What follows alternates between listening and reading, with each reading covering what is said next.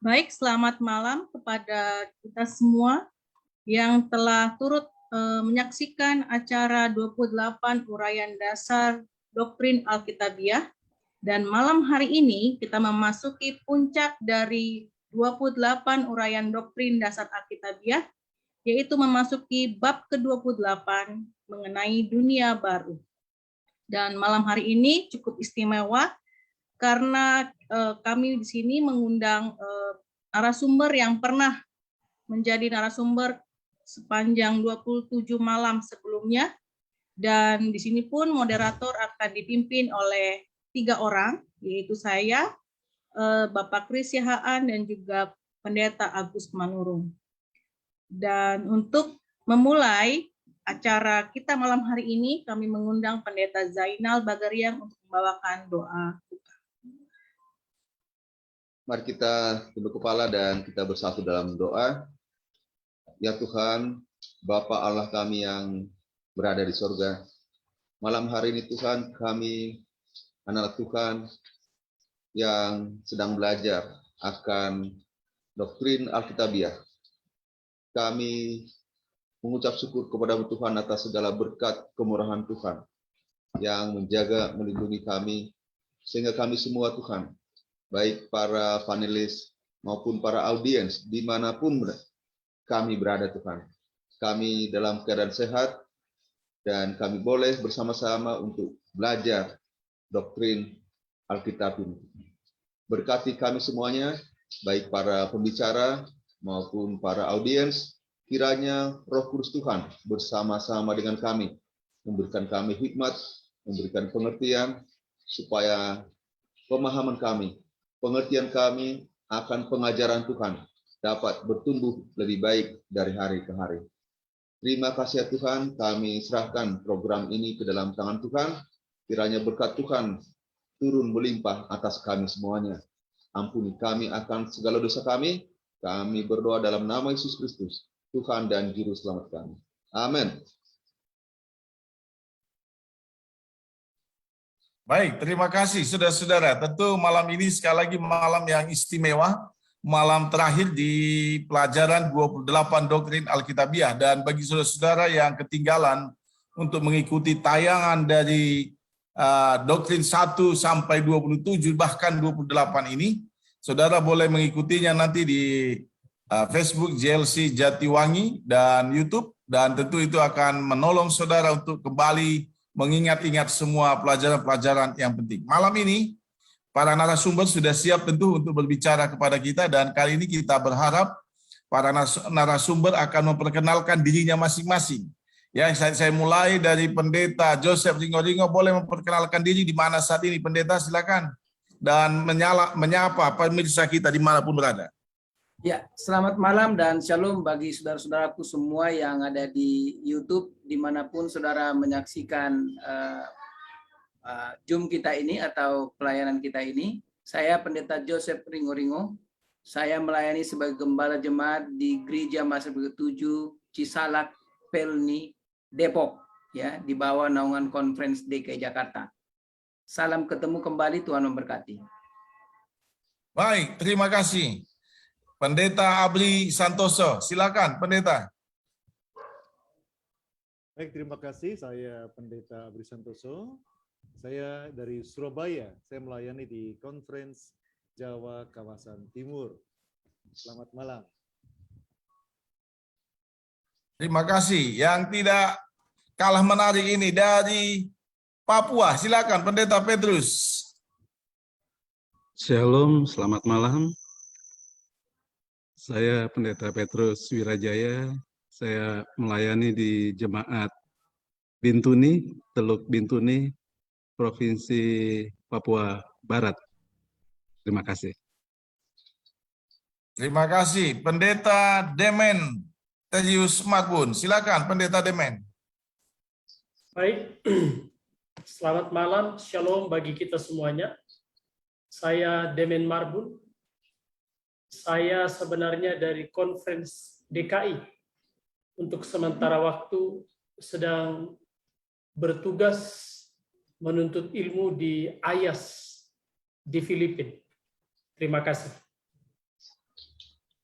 Pendeta Herjai, silakan. Shalom Bapak Ibu sekalian. Saya Pastor DJ Herjai Zahari dari Sabah, Malaysia, melayani di daerah kependetaan Ranau, dekat dengan Gunung Kinabalu. Jadi kalau Bapak Ibu pernah ke Malaysia dan tahu Gunung Kinabalu, disitulah saya. Salam kenal Bapak Ibu sekalian.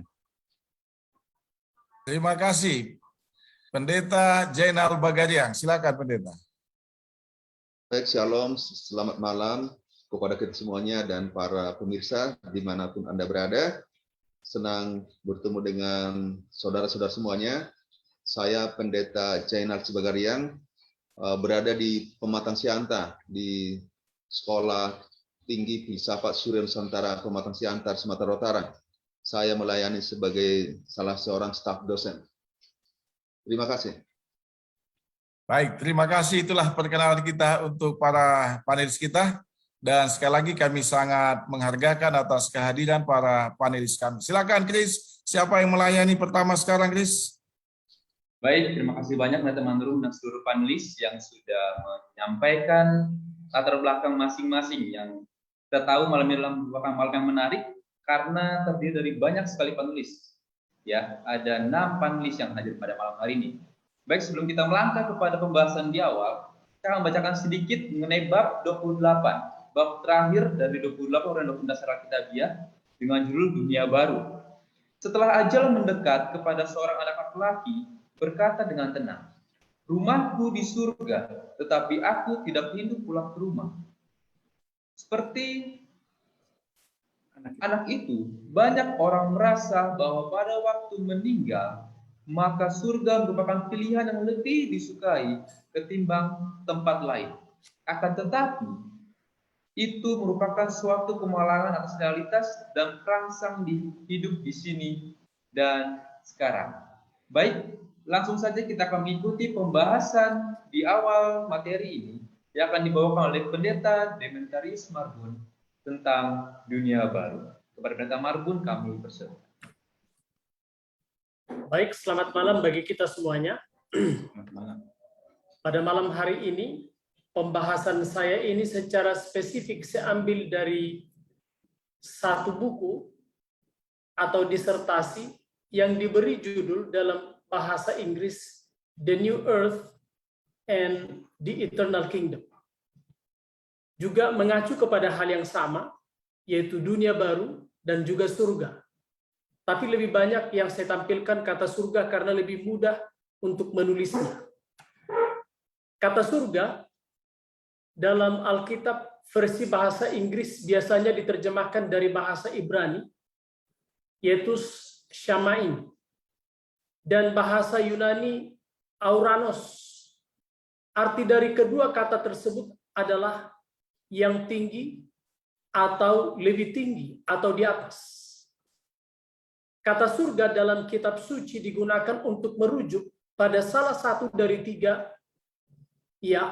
langit yang kita pelajari. Yang pertama adalah langit atmosfer tepat di atas kita. Jadi yang kita lihat ini. Kemudian yang kedua adalah langit astronomis atau di mana bintang-bintang berada.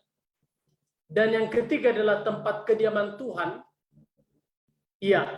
Langit atmosfer mengacu pada ruang yang langsung mengelilingi bumi, yang secara teknis dikenal sebagai troposfer, tempat burung-burung terbang, sesuai dengan Kejadian 1 ayat 20, Yeremia 4 ayat 25. Di alam ini hujan atau salju turun. Kejadian 7 ayat 11, Ulangan 11 ayat 11, dan angin serta awan bergerak, Mazmur 78 ayat 26. Langit astronomis atau bintang adalah ruang di mana matahari, bulan, dan bintang mengorbit. Ketika penahbisan bait suci, Salomo berdoa kepada Tuhan. Begini doanya, "Ya Tuhan, Tuhan Israel, tidak ada Tuhan seperti Engkau di atau di bumi di bawah. Tetapi apakah Tuhan benar-benar tinggal di bumi? Lihatlah surga dan surga tertinggi tidak dapat menampungmu. Apalagi rumah yang telah kubangun ini. 1 Raja-Raja 8 ayat 23 sampai 27. Namun demikian kitab suci dengan jelas dan berulang kali menegaskan bahwa Allah berdiam di surga. Ia memandang ke bawah dari tempat kediamannya yang kudus, dari surga, dan memberkati umatnya. Ulangan 26 ayat 15, Mazmur 52 ayat 53 ayat 2. Ketika umatnya berdoa menuju bait suci, dia mendengar di surga, tempat kediamannya, dan memberikan pengampunan kepada mereka. 1 Raja-Raja 8 ayat 30. Selama masih hidup Hizkia, dikatakan para imam dan orang Lewi bangkit dan memberkati orang-orang, dan suara mereka didengar dan doa mereka sampai ke tempat kediamannya yang kudus, yaitu di surga. 2 Tawarik 30 ayat 27. Pemazmur juga menyatakan Tuhan ada di baitnya, tahtanya di surga. Mazmur 11 ayat 4. Tuhan telah menegakkan tahtanya di surga, dan kerajaannya memerintah atas semua. Yesus terus-menerus menyebut Bapa yang di surga, atau Bapa surgawi. Matius 5 ayat 16 dan 45. Semua referensi ini menunjukkan bahwa surga adalah tempat tinggal atau tempat tinggal Allah yang oleh Rasul Paulus ditunjuk sebagai surga ketiga atau surga sesuai dengan 2 Korintus 12. Kata surga tidak hanya berarti tempat di mana Allah berdiam, di mana tahtanya berada. Surga adalah tahtanya. Surga juga adalah simbol otoritasnya. Jadi surga digunakan sebagai metonimi untuk Tuhan. Khususnya dalam Yudaisme, pasca pembuangan, istilah ini kemudian digunakan sebagai hiasan untuk nama ilahi atau Yahweh, atau sebagai sinonim untuk Tuhan, yang mencerminkan keengganan orang Yahudi untuk menyebut nama Tuhan. Jadi nama Tuhan itu tidak disebutkan sembarangan oleh orang Yahudi. Di Perjanjian Baru, fenomena ini ditemukan dengan frekuensi tertentu dalam perumpamaan tentang anak yang hilang, anak yang kembali berkata kepada ayahnya, "Aku telah berdosa terhadap surga." Jadi surga itu mengacu kepada Sang Tuhan atau Yahweh.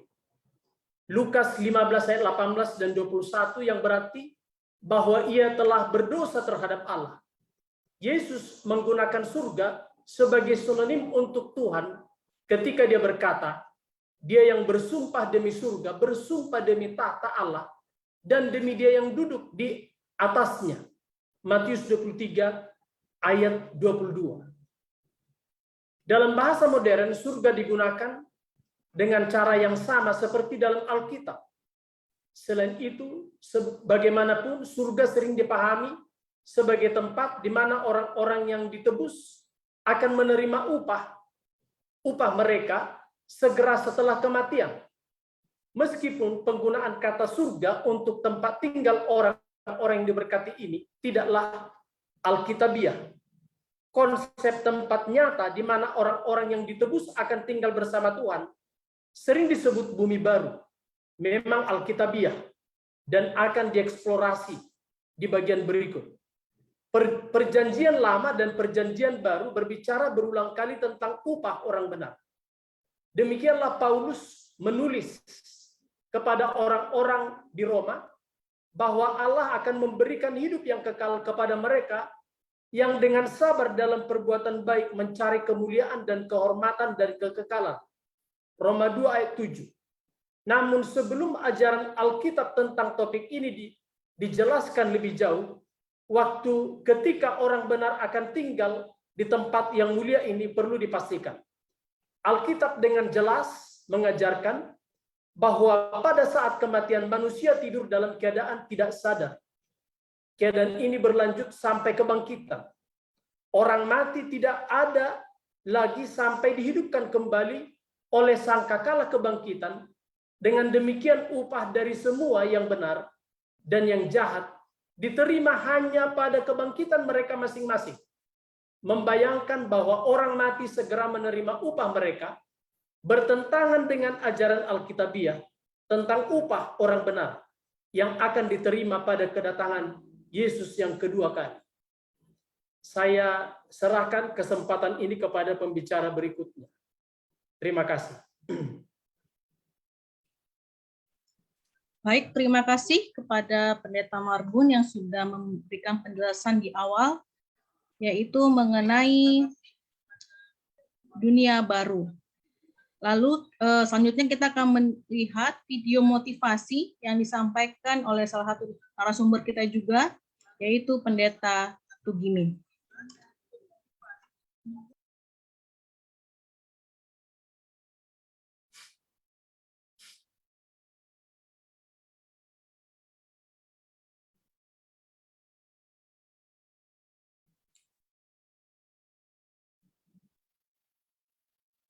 Shalom, para pemirsa yang kami kasihi, kita sudah mempelajari pelajaran 28 doktrin dasar Alkitab.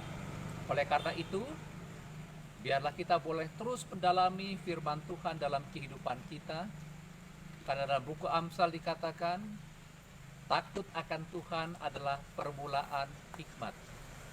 Kami mengundang kepada semua pemirsa yang mengikuti pendalaman selama ini, yaitu pendalaman 28 dasar Alkitabiah. Kami mengundang kita untuk bergabung bersama-sama, untuk mendalami kembali kebenaran firman Tuhan. Dan apabila saudara ingin bergabung, saudara boleh menghubungi langsung Pendeta Agus Manurung. Tuhan memberkati kita semua. Amin.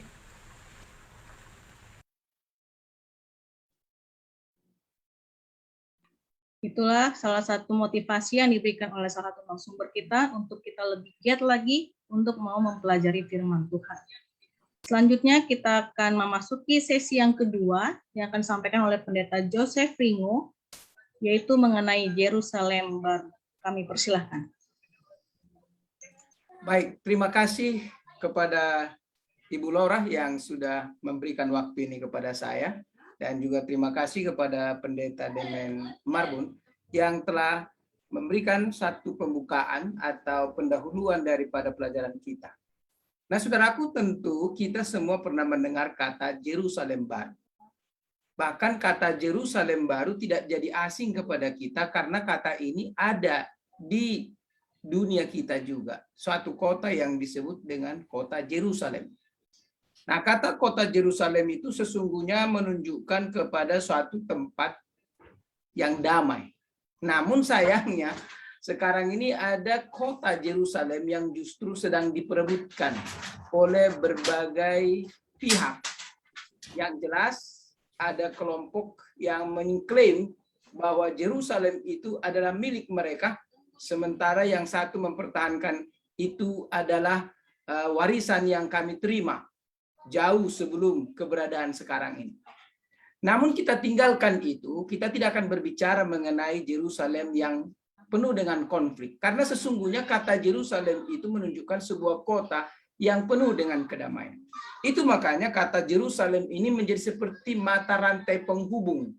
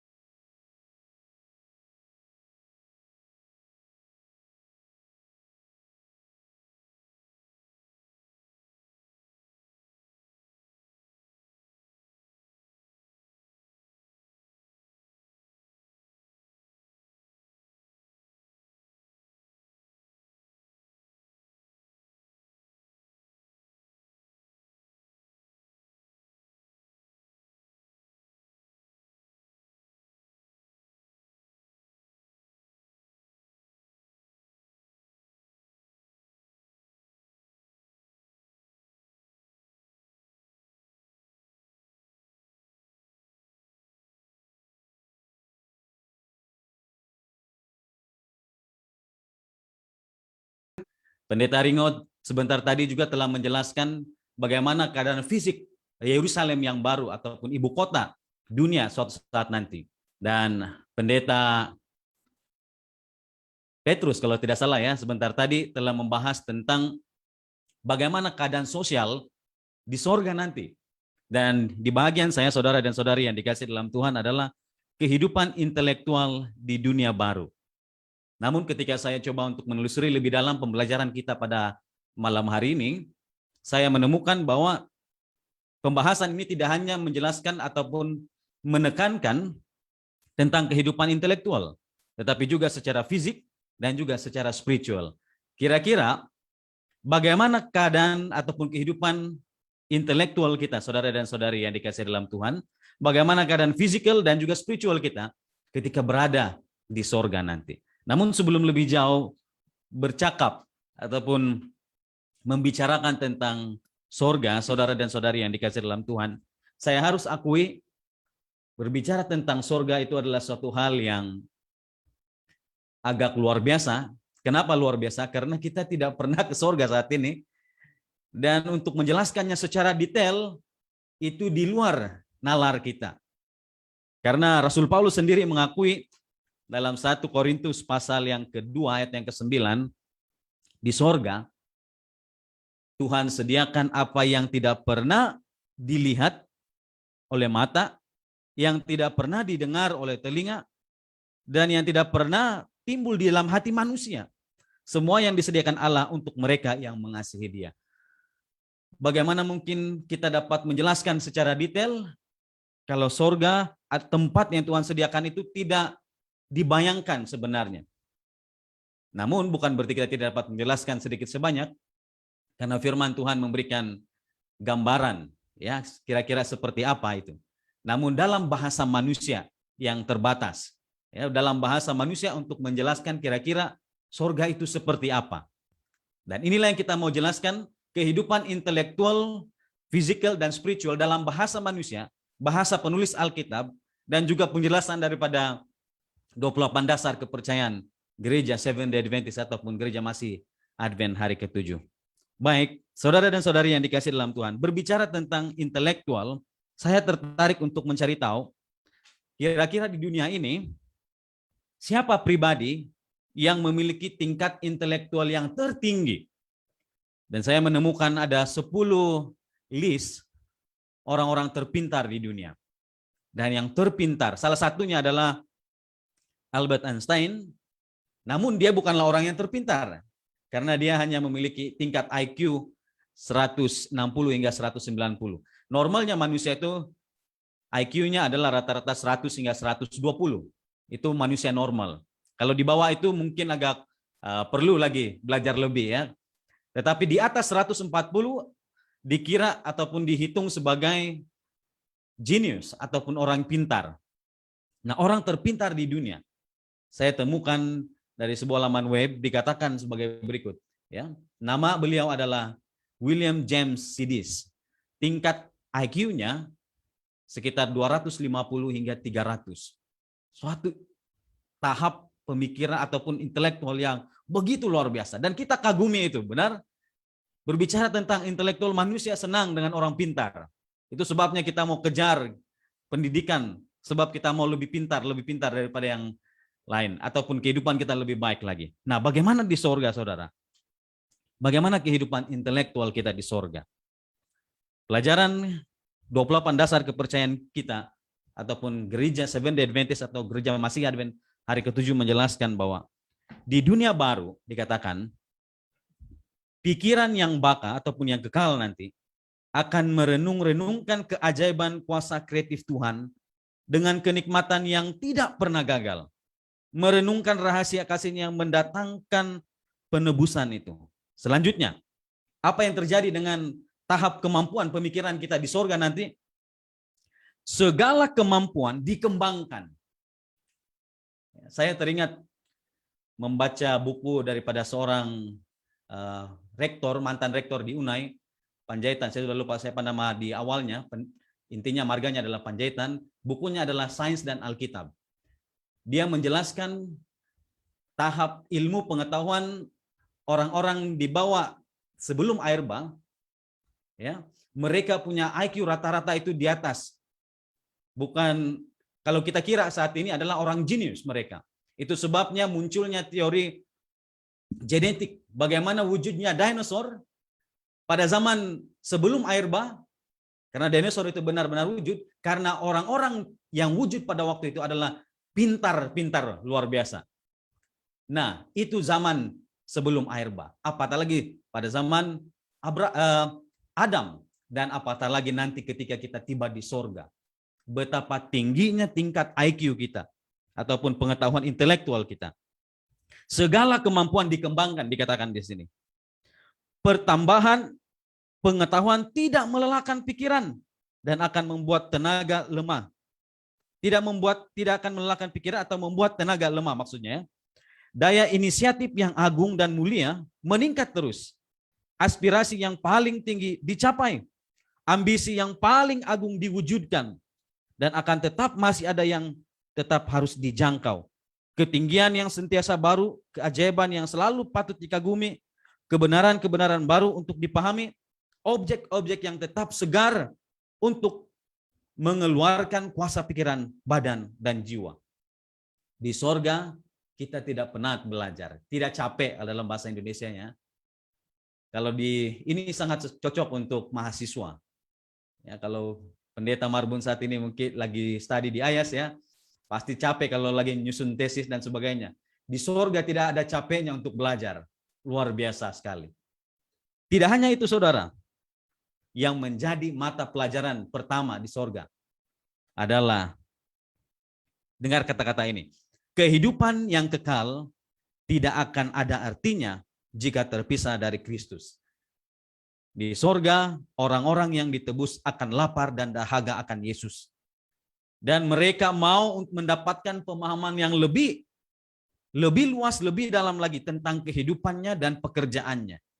Juga di sorga, kita akan terbang ke dunia-dunia lain untuk menyampaikan cerita penebusan yang Tuhan telah berikan. Kita akan berbincang-bincang. Di dalam buku Alfa Omega jilid 8 Kemenangan Akhir dijelaskan bagaimana kita yang ditebus, umat percaya nanti di sana, akan bertemu dengan orang ataupun umat yang tidak pernah jatuh, dan di sana kita akan berbincang, bercerita, memperkayakan ilmu pengetahuan. Betapa luar biasa bertemu dengan saudara dan saudari kita di dunia yang lain, yang punya tingkat pengetahuan luar biasa sekali.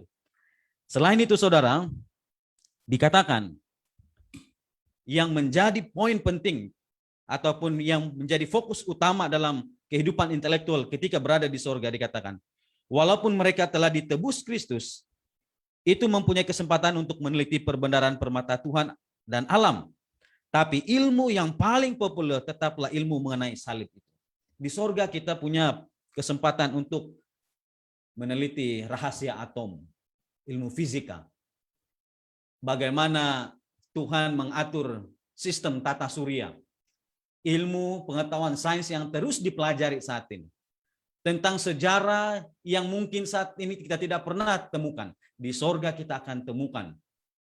Di sorga kita akan pelajari rahasia-rahasia bunga, bakteria, dan sebagainya yang tidak pernah kita temukan di dunia ini. Tapi yang lagi penting dikatakan di sini adalah ilmu yang paling populer tetaplah ilmu mengenai salib itu. Luar biasa. Mereka akan membuat mata pelajaran dari hal keselamatan, sebuah mata pelajaran yang berisi kedalaman, ketinggian, dan keluasannya yang melebihi segala imajinasi. Pelajaran dan nyanyian mereka sepanjang zaman kekekalan adalah tentang salib, pengorbanan Yesus yang begitu luar biasa.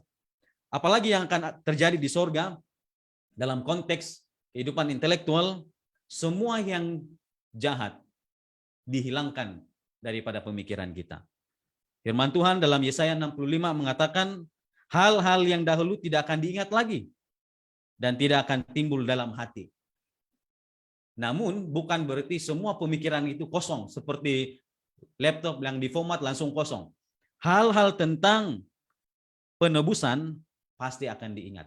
Ya, bagaimana mungkin kita mau bersaksi kepada dunia-dunia lain kalau pemikiran kita kosong, tidak mengingat apa yang terjadi di dunia ya. Di sana tidak akan capek. Di sana tidak akan ada lagi maut dikatakan. Di sana tidak akan ada lagi tangisan, kesakitan dan sebagainya. Sungguh adalah suatu hal yang luar biasa. Namun hanya satu yang tersisa, saudara, yaitu tanda bekas penyaliban Yesus. Semua sudah dirubah. Physical, intelektual, dan spiritual yang menjadi fokusnya adalah Kristus. Hanya ada satu yang tidak dirubah, yaitu bekas penyaliban itu. Tanda di dahi ketika para serdadu Roma meletakkan mahkota duri, dan juga tanda di tangan dan di kaki bagaimana paku itu menembusi tangan juru selamat. Itu tetap kekal selama-lamanya menjadi tanda betapa peritnya dosa, betapa kejamnya dosa yang terjadi kepada umat percaya dan juga juru selamat. Saya kira itulah penjelasan yang boleh saya sampaikan dan saya serahkan kepada moderator. Silakan. Baik, terima kasih atas penjelasan yang begitu baik oleh Pendeta Herjai Zahari. Di mana kalau saya ambil intinya adalah di sana tidak ada lagi seperti dikatakan di dalam Wahyu 21 ayat 4, dan mau tidak akan ada lagi, tidak akan ada lagi perkabungan atau ratap tangis atau duka cita, sebab segala sesuatu yang lama itu telah berlalu. Dan dikatakan juga bahwa kita tidak akan lagi merasakan kesengsaraan seperti katakan di dalam Nahum 1 ayat 9, di mana kan kesengsaraan tidak akan timbul dua kali. Itu juga dikatakan dalam Yesaya 65:17, yaitu hal-hal yang dahulu tidak akan diingat lagi dan tidak akan timbul lagi dalam hati, yaitu dosa.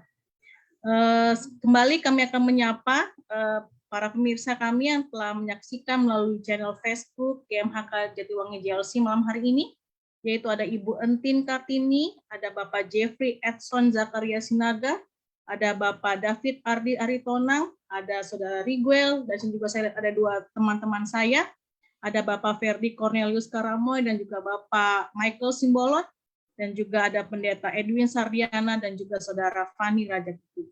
Selanjutnya, kita akan memasuki sesi yang kelima, yang akan disampaikan oleh Pendeta Abri Santoso, yaitu mengenai nilai keyakinan atas dunia baru. Kami persilahkan.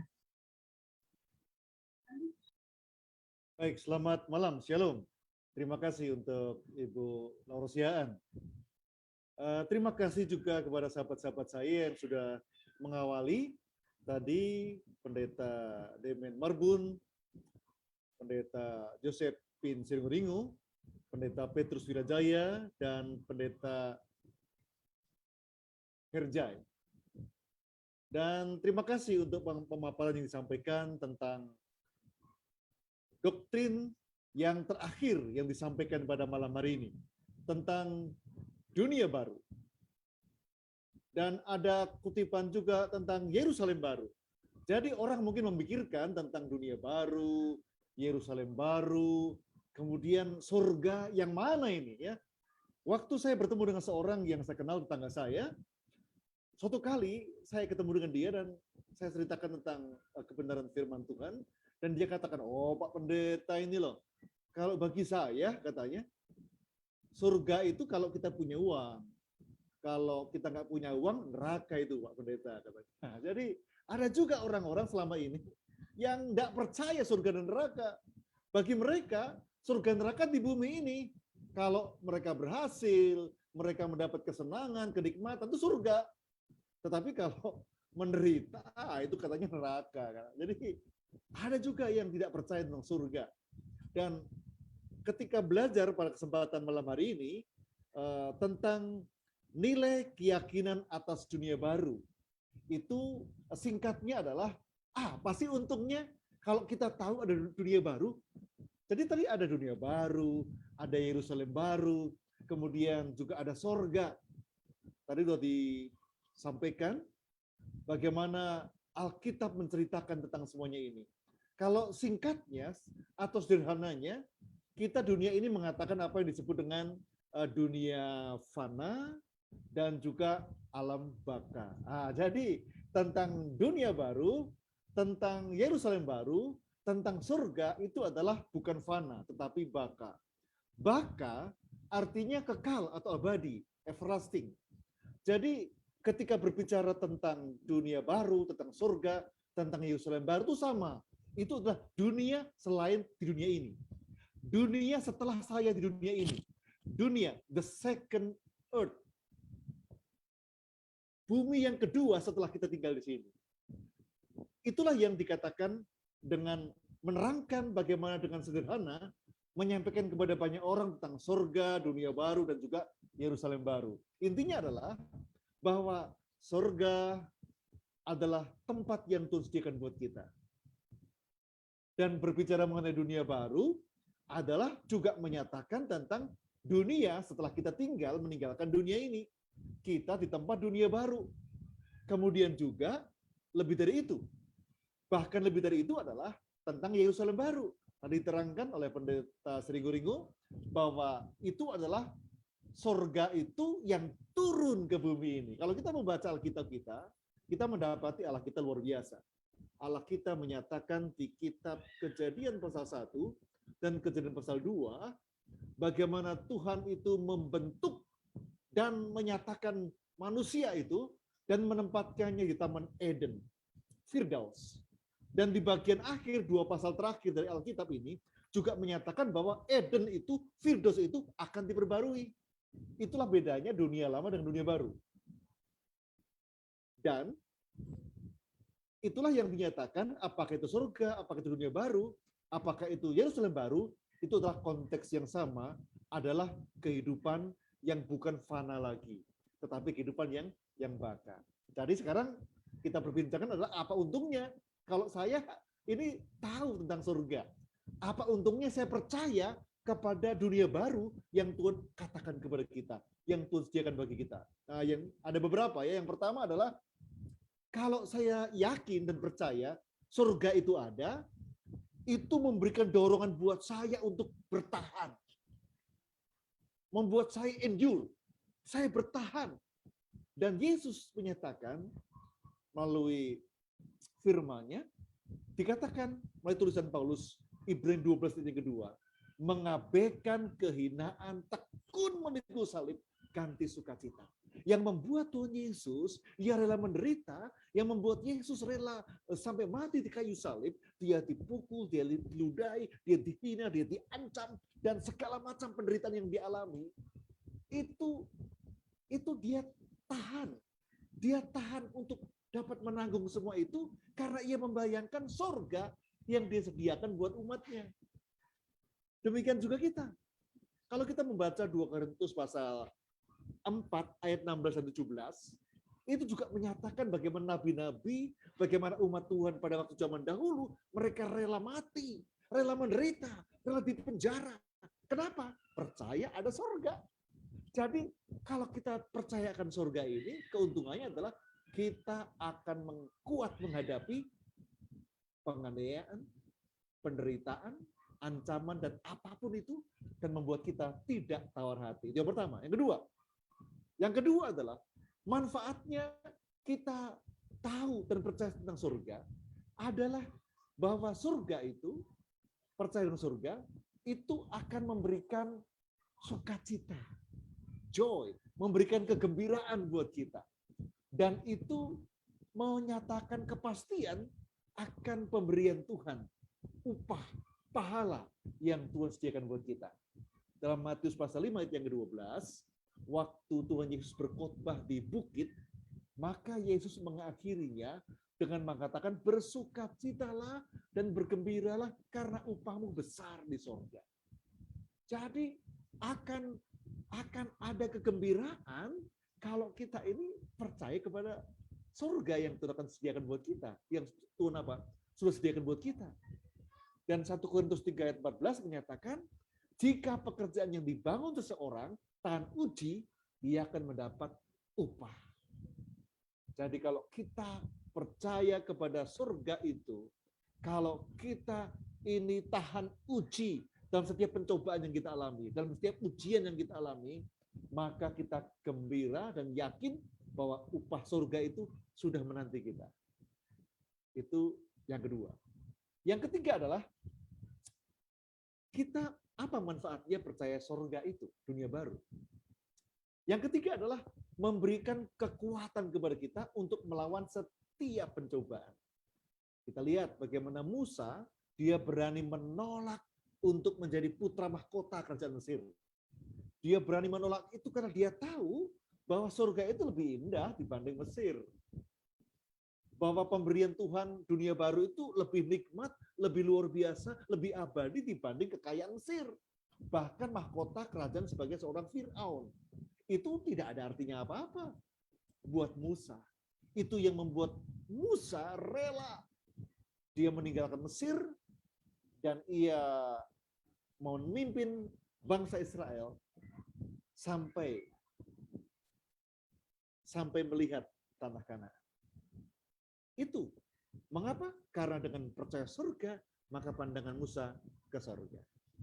Jadi kalau saudara dan saya juga melihat ada banyak orang yang mungkin bergelimang dengan harta, ada banyak orang yang kelihatan sukses dalam dunia ini, kita mungkin biasa-biasa saja. Jangan pernah khawatir, pandang ke surga. Bapakku kaya, punya rumah dan tanah yang disediakan buat Anda dan saya. Itu yang membuat gembira.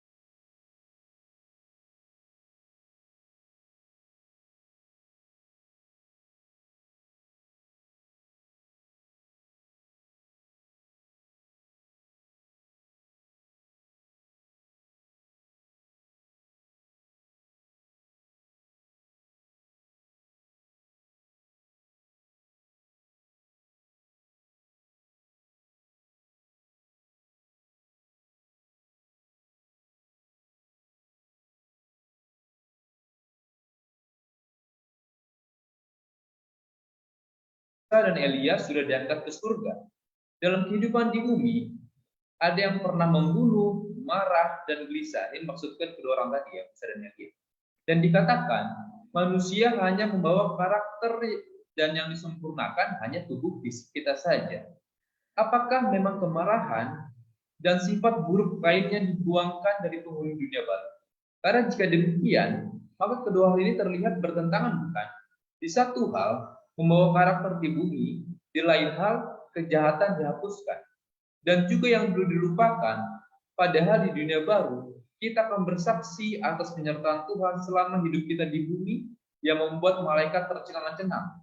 Apakah benar kita akan melupakan semua pengalaman kita selama kita ada di bumi? Baik, jika saya ringkaskan pertanyaan ini, adalah saya menyatakan bahwa yang kita bawa ialah yang disempurnakan fisik kita saja. Namun kita akan membawa tabiat kita ketika datang ke surga. Nah, untuk contoh Musa dan Elia, di mana kita tahu bagaimana kisahnya dan bagaimana kelemahan-kelemahan dua hamba Tuhan ini selama hidup dunia. Ada yang marah, ada yang pernah membunuh, bahkan pernah gelisah. Apakah tabiat itu pun dibawa ke surga? Dan jika memang benar ada menyatakan bahwa pengalaman atau hal-hal yang buruk akan dihapuskan, kemudian bagaimana kita akan menyaksikan penyertaan Tuhan selama hidup kita di bumi yang akan membuat malaikat tercengang-cengang. Nah, ini dia yang ingin kita lihat. Apakah ini suatu kontradiksi mengenai tabiat yang dibawa ke surga? Dan apakah tabiat yang buruk pun ikut dibawa ke surga? Dan kemudian apakah benar hal-hal yang jahat dan diri kita akan dihapuskan? Jika itu yang benar, maka bagaimana kita bisa bersaksi mengenai pengalaman hidup kita selama dunia ini? Baik, ini pertanyaan cukup kompleks sebenarnya, namun bisa mungkin ada para narasumber atau panelis yang bisa memberikan tanggapan terkait pertanyaan ini. Kami persilakan, ada yang ingin terlebih dahulu. Ya, kita serahkan dulu Pendeta Demen ini. Old Testament nih. Silakan Pendeta Demen. Terima kasih. Jadi pertanyaannya sangat panjang. Jawabannya juga bisa sangat panjang. Tapi pengalaman yang benar-benar berguna untuk keselamatan kita adalah pengalaman tentang Yesus Kristus. Itu baru disebut dengan lahir baru. Dan mungkin kita juga pernah mendengarkan, bagiku hidup adalah Kristus. Jadi fokus kehidupan kita adalah Kristus. Pengalaman yang kita miliki juga adalah pengalaman hidup bersama dengan Kristus. Pengalaman pembunuhan, pengalaman pertengkaran dan lain sebagainya, hampir semua orang mengalaminya. Seperti yang dikatakan tadi Musa. Bukan hanya Musa. Masih banyak yang lain yang kalau kita runut satu sama lain. Tetapi pada akhirnya yang menyelamatkan adalah bukan dari kebenaran diri sendiri, tetapi adalah kebenaran dari Yesus Kristus. Makanya kita pernah mendengarkan, saya tidak tahu penanya ini siapa. Tuhan akan memberikan kepada kita jubah yang baru. Jubah yang dimaksudkan itu adalah karakter. Jadi karakter Yesus itulah yang harus dominan, bukan harus dominan, tetapi keseluruhan menjadi kehidupan kita. Jadi Musa pun diubahkan karakternya oleh hubungannya dengan Tuhan yang dikenal sepanjang kehidupannya. Terima kasih, Tuhan memberkati. Baik, terima kasih Pendeta Marbun ya. Jadi pengalaman kita bersama Kristus yang akan menjadi saksian kita. Apakah ada lagi tambahan dari narasumber lain? Boleh saya berikan? Ya, silakan Pendeta. Baik, Pendeta Ringo, video Baik. bisa dibuka. Pendeta. Saya sudah buka. Baik. Oke. Baik, saya hanya mau sampaikan begini. Hidup yang kita jalani di dunia ini adalah hidup yang berproses. Nah, hidup yang disebut berproses itu adalah hidup di mana saya membangun pengenalan akan Yesus. Dalam membangun pengenalan akan Yesus dijalani melalui berbagai pengalaman. Dan pengalaman itulah yang akan membentuk iman, atau iman juga yang akan membuat pengalaman itu menjadi pengalaman pemenang. Dan kenapa kepada Yakub diberi nama Israel? Karena kata itu menunjukkan dia pemenang. Dan mengapa di dalam pekabaran 7 sidang dari buku Efesus, dari jemaat Efesus sampai kepada jemaat Laodikia selalu diakhiri kata barang siapa menang. Dan kemudian di Wahyu pasal yang ke-22 disebutkan satu kali lagi, barang siapa menang. Jawabnya adalah karena hidup itu adalah sebuah proses. Tetapi in the end, di akhir daripada seluruh perjalanan hidup itu, kita didapati menjadi pemenang. Pemenang terhadap apa? Pemenang terhadap sifat lama yang masih kita, yang tadinya ada pada kita. Berarti kalau kita pemenang terhadap sifat lama, kita sudah tinggalkan sifat lama itu. Sehingga itu tidak ada lagi pada diri kita. Dan ketika kita masuk ke dalam kerajaan surga, hidup kita sudah dipatrikan dalam satu kehidupan yang baru, yang layak masuk surga. Ada satu ilustrasi yang sederhana. Bagaimana kalau seorang yang punya tabiat pencuri bisa masuk surga? Dia akan gelisah. Kenapa? Karena dia akan mencoba melihat emas, permata, dan perak. Yang dia pikir ini perlu untuk dia apa? Dikurek-kurek ini. Ya, dia ambil dan dicongkel-congkel. Tapi kemana mau dia jual? Bagaimana caranya dia membuat ini miliknya semua? Kalau tabiat itu masih ada. Tapi tabiat itu harus sudah jelas terbuang dulu. Dan itulah yang akan kita hadapkan kepada Allah, tabiat yang baru. Dan kemudian tabiat itu akan diuji juga dalam masa kesukaran besar yang dihadapkan kepada kita. Jadi ada 2 masa kesukaran. Masa kesukaran terhadap binatang dan para pengikutnya, dan masa kesukaran kepada para pengikut Allah. Di mana kita akan mendapatkan hujan roh yang mematangkan kehidupan kita. Artinya, tabiat kita sudah fix, tidak ada lagi terkontaminasi sedikit pun di dalam tabiat kemanusiaan daging lagi, tapi sudah kemanusiaan yang dibarui oleh Roh Kudus. Jadi itulah namanya in the last of the end, ya. Di bagian paling terakhir itu kita harus dapati mampu menyelesaikan persoalan kita. Apa itu? Meninggalkan segala kenajisan dan kekotoran hidup kita. Dan Tuhan akan patrikan itu melalui hujan akhir. Dan sejak itu kita sudah dianggap menjadi orang yang disebut warga kerajaan surga. Demikian dulu saya sampaikan. Semoga dapat menambah pengertian. Tuhan memberkati. Ya, terima kasih Pendeta. Ya, Sodiki, sini pertanyaan nomor 3 ini. Cepat-cepat ini, kita harus cepat. Riguel, dari Riguel ini. Saya pernah mempelajari di sekolah sahabat PowerPoint, kalau di surga nanti Tuhan menyediakan rumah, dan ada keluarga di sana. Apakah keluarga kita saat di surga nanti akan sama dengan keluarga kita saat di dunia ini yang mendiami rumah di surga? Terima kasih. Ini Pendeta Jainal dulu. Ini apakah nanti kalau bapaknya atau ibunya tidak masuk surga, anak siapa ini di surga? Kira-kira begitu sederhananya. Silakan, Pendeta Jainal. Oke, terima kasih. Jadi ini pertanyaan juga masih berhubungan dengan pertanyaan di atas ya.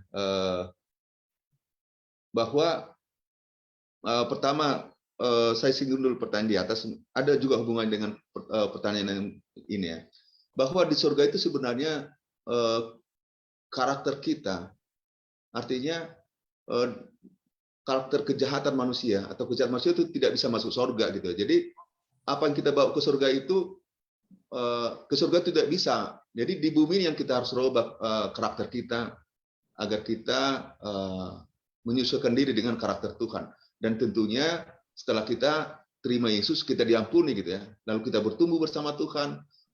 Itulah yang tadi malaikat tercengang-cengang gitu ya. Nah, kita harus juga bedakan antara surga dengan bumi yang baru. Nah, ini lokus yang berbeda ya, tempat yang berbeda. Jadi karena kita tahu bahwa nanti Yerusalem baru itu turun ke bumi dari surga. Jadi ini adalah 2 tempat berbeda. Kalau di surga itu kita masih mengingat dosa gitu kan. Kita ikut menghakimi, ya buku kehidupan masih dibukakan kepada kita, buku catatan-catatan dosa masih dibukakan. Jadi selama 1000 tahun di surga itu tentunya segala sesuatu belum dilupakan. Nah, yang dilupakan itu di dunia baru. Ya setelah selesai semuanya, tadi ya kita belajar bahwa semua berlalu, yang lama ini berlalu dan dilupakan semuanya. Jadi kita harus bedakan di sana antara surga dan bumi yang baru. Oke, jadi makanya pertanyaan ini Yang berikutnya saya pernah mempelajari di sekolah sahabat PowerPoint, kalau di surga nanti Tuhan menyediakan rumah dan ada keluarga di sana. Nah, kita lihat mana ya, kalau di surga itu Yesus katakan kita tidak kawin atau tidak menikah gitu ya. Ini terdapat di dalam Matius 22 ayat 29 dan 30 ya, bahwa manusia itu akan hidup seperti malaikat. Mereka tidak kawin dan tidak mengawinkan. Itu di surga. Tapi sepertinya ada keluarga gitu kan. Ada keluarga, memang ada keluarga. Kita menjadi keluarga Allah.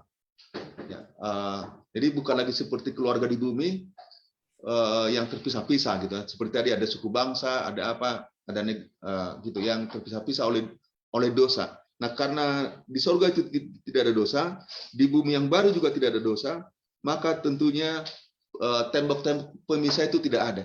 Kita menjadi seperti malaikat gitu ya. Semuanya saling mengasihi. Semua adalah termasuk keluarga Allah. Yang ada adalah keluarga kerajaan Allah. Jadi itu yang ada di sana gitu. Jadi apakah nanti di surga itu akan sama seperti keluarga di dunia ini? Ya tidak sama lagi. Ya tidak sama lagi, tapi kita tentunya akan tetap saling kenal dengan keluarga kita, orang tua kita, saudara-saudara kita. Kalau memang semuanya masuk surga, kita tetap kenal. Tetapi kemudian semuanya disatukan dalam keluarga Allah. Gitu ya. Jadi mungkin ini sedikit dari saya. Pertama kita harus bedakan antara surga dengan bumi yang baru. Oke, terima kasih. Baik, terima kasih. Saya ingin tambahkan sedikit. Kalau kita tadi mengingat apa yang dikatakan dalam 1 Korintus 2:9, di situ kita harus sadar, masih ada hal-hal yang kita bayangkan baik ini, belum bisa secara full kita mengerti. Apa yang tidak pernah dilihat oleh mata, apa yang tidak pernah didengar oleh telinga, apa yang belum pernah terbertik dalam pikiran, Allah sediakan bagi orang-orang yang mengasihi Dia. Kita berbicara mengenai keluarga. Konsep keluarga pun sebenarnya kita bisa pahami dalam konsep yang lebih luas. Contoh, gereja akan menjadi satu keluarga besar. Gereja Masehat Hari ke-7 Jatiwangi misalnya. Terdiri dari berbagai etnis di sana, terdiri dari berbagai individual di sana, terdiri dari berbagai keluarga-keluarga yang real di sana. Itu keluarga besar. Nah, di surga nanti juga kita menjadi keluarga Allah, di mana Allah adalah Bapa kita, Yesus Kristus adalah penebus kita, dan kita adalah anak-anak warga kerajaannya. Tetapi konsep di dalam pikiran kita ini masih terngiang bagaimana kehidupan suami istri, bagaimana kehidupan jomblo, bagaimana kehidupan tidak memiliki pacar, dan lain sebagainya. Jadi bayangan itu masih bisa terbayang, dan kita mencoba menggunakannya ke sana. Jadi apa yang tidak pernah terbertik dalam pikiran, itu yang Tuhan sediakan. Yesus mengatakan bahwa kehidupan kita seperti malaikat. Tidak sempurna juga kita menggambarkannya seperti malaikat. Bagaimana ini? Apakah tidak ada rasa sense mengasihi sehingga tidak ada cinta? Nah, cinta dalam bahasa Yunani yang terdiri dari 4 pembedaan itu, agape, phileo, storge, eros, apakah akan berlaku di sana? Yang jelas adalah cinta yang akan ada di sana adalah cinta agape, ya, bukan lagi cinta storge, eros, dan lain sebagainya. Yang walaupun mungkin cinta itu akan lebih sempurna nanti kita pahami. Jadi saudaraku yang dikasih Tuhan, yang jelas di sana kehidupan suami istri tidak ada. Tetapi bukan berarti suami dan istri tidak saling kenal. Bagaimana mereka mengingat memori-memori keindahan hubungan mereka dengan Tuhan dan hubungan mereka, saya juga nggak berani mengatakan apa-apa. Mari nanti kita mencoba berpikir, oh Tuhan nanti akan sempurnakan pemahaman saya belum sempurna ini. Demikian dulu saya sampaikan. Semoga ini membawa kita semakin lebih rindu untuk segera duduk bersama dengan Yesus dalam kerajaannya. Adalah doa dan harapan saya. Amin. Terima kasih atas penjelasan yang diberikan oleh Pendeta Bagariang maupun Pendeta Sringoringo. Dan penjelasan yang diberikan tadi juga menjawab pertanyaan dari Ibu Entin Kartini yang bertanya, yang pertama itu adalah kalau seorang istri mati, suami kawin lagi di surga, siapa menjadi suaminya? Dan juga pertanyaan apakah ada yang jomblo atau tidak kawin di bumi yang baru? Tadi sudah dijelaskan ya bahwa di sana akan menjadi suatu keluarga besar pada saat di surga maupun di bumi yang baru. Baik, kita akan melanjut ya ke pertanyaan berikutnya dari Bapak Maurice. Suatu ketika saya berdiskusi dengan seorang kawan dan ditanyakan, Mas, di manakah surga itu? Bagaimana saya bisa menjawab dengan benar sesuai Alkitab? Karena menurut dia ada di langit ketujuh. Sepertinya ini mungkin yang bertanya adalah saudara kita dari seberang ya. Bagaimana cara kita untuk menjelaskan kepada mereka di manakah surga itu? Mungkin ada panelis yang ingin menjawab, kami persilahkan. Baik, saya ingin sedikit tambahkan saja. Mungkin ahli panelis yang lain boleh. Untuk jawaban langsung tembak kepada poinnya, Rasul Paulus mengatakan dalam 2 Petrus pasal 12 di ayat yang kedua, aku tahu tentang seorang Kristen 14 tahun yang lampau, entah di dalam tubuh aku tidak tahu, entah di luar tubuh aku tidak tahu. Allah yang mengetahuinya. Orang itu tiba-tiba diangkat ke tingkat yang ketiga dari sorga. Ya. Kemungkinan besar di tingkat yang ketiga. Namun untuk menjelaskan secara detail untuk membuatkan orang itu percaya, mungkin ya, untuk membuatkan orang itu percaya, ini memakan suatu proses yang lama, ya, tidak singkat. Perlu proses yang panjang, apatah lagi dari jiran sebelah, karena kita berbicara tentang 2 buku yang berbeda ini, ya, ada koneksinya, boleh digunakan kalau kita arif di bagian EMR, Adventist Muslim Relationship, pasti ada link yang boleh kita sambungkan di situ. Namun nasihat dari saya, ini perlu makan waktu yang panjang, ya, perlu studi yang lebih, bagaimana konsep sorga mereka dan konsep sorganya kita harus diselaraskan dulu ini. Ya, saya kira seperti itu tambahan dari saya. Baik, terima kasih Pendeta Herjai. Mungkin ada tambahan lagi mengenai surga ini? Bagaimana kita dapat menjelaskan di manakah surga itu? Oke, saya tambahkan ya, Laura ya. Silakan Pendeta. Kalau ditanya kepada manusia sekarang ya, di manakah surga itu, kita yang bertanya ini berdasarkan apa misalkan? Apakah berdasarkan sains atau berdasarkan Alkitab misalkan? Kalau berdasarkan sains, sampai sekarang manusia belum bisa temukan itu apa surga karena keterbatasan kemampuan sains gitu. Jadi dengan teleskop yang paling canggih sekalipun ternyata belum bisa ditemukan. Ya, kita juga belum bisa menemukan sampai seluas mana alam semesta ini. Jadi surga itu tentunya adalah tempat di mana Allah berada, gitu ya. Dan kita percaya Yesus itu turun dari surga dan kemudian waktu dia bangkit dari kematian, dia juga naik ke surga. Nah, di mana tempatnya, di mana lokusnya? Nah, ini mata kasat manusia dengan teropong, dengan teleskop, belum bisa melihatnya. Tadi sudah dibacakan oleh Pendeta Herja ya, bahwa ada di langit ketiga. Nah, ini pengertian langit ketiga di mana juga ya? Apakah dia di luar alam semesta ini, atau di suatu galaksi? Gitu. Jadi kita sampai sekarang belum bisa menentukan di mana letak surga itu, gitu ya, menurut sains dan juga menurut Alkitab, hanya dikatakan di langit yang ketiga gitu ya. Mungkin kita katakan itu kalau ajaran Advent ya, langit yang pertama itu tempat burung-burung berada, langit yang kedua tempat planet-planet dan bintang-bintang berada, langit ketiga itu di atasnya gitu. Jadi cuma sebegitu aja yang kita bisa sampaikan. Tapi yang paling jelas bahwa dalam pemahaman Kristen Alkitab, Yesus itu turun dari surga dan dia juga naik ke surga. Demikian juga Nabi Elia, dia naik ke surga. Gitu. Hanya ya itu saja mungkin harapan yang Alkitab berikan kepada kita. Hanya tempat tepatnya itu ya, lokasi tempatnya itu kayaknya belum ada yang bisa lihat sampai sekarang. Belum ada teropong atau teleskop yang bisa temukan. Oke, thank you, terima kasih. Baik, terima kasih atas penjelasannya. Selanjutnya kita akan melaju ke pertanyaan berikutnya saja ya. Mengingat, oke. Di sini ada pertanyaan. Tadi saya juga mau di sini Pak Maurice juga ada pertanyaan yang kedua, yaitu mengenai dunia baru adalah kerinduan seluruh umat Tuhan di segala zaman. Apakah saya bisa berkumpul kembali dengan keluarga saya yang saya kasihi sesuai firman saat penghiburan atau semua ingatan sudah selesai? tadi sudah dijelaskan ya bahwa kalaupun kita masuk ke surga, suami istri di surga ya bertemu pasti, tapi tidak menjadi suami istri lagi, begitu ya para panelis ya. Dan tapi kita akan menjadi satu kesatuan di dalam keluarga besar Allah di surga maupun di dunia yang baru, dan kita berdoa lah ya, semoga keluarga kita semua bisa bersama-sama bertemu kembali di surga nanti dalam sukacita.